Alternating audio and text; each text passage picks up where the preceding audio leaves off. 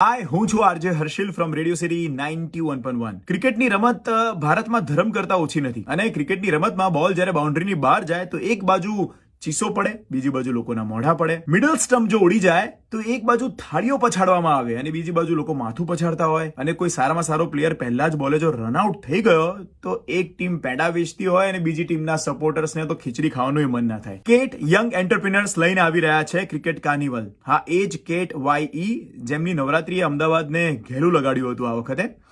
સો 103 પ્લેયર્સના option થવાના છે 13મી ફેબ્રુઆરીએ રવિવારે અને મેચિસ છે 26મી અને 27મી ફેબ્રુઆરીએ. તમે કઈ સાઈડ છો એ નક્કી કરો અને કયા પ્લેયરની ટાટા ફિશ થશે અને કયા પ્લેયરના ભાવ જોરદાર ગગન ચૂમશે એ તો તમે જોજો ને 13મી તારીખે.